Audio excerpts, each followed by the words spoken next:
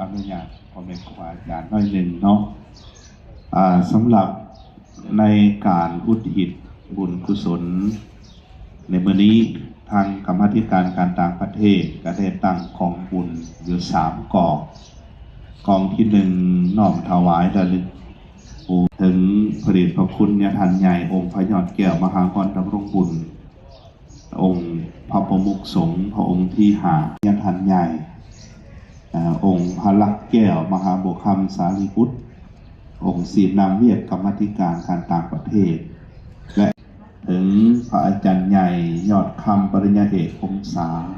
บริบูรณ์ที่ล่วงลับจากไปซึ่งในตอนนี้พวกเราก็ขอน้อมบูชากัลปนาผลทั้งหมดหากวิญญาณวิถี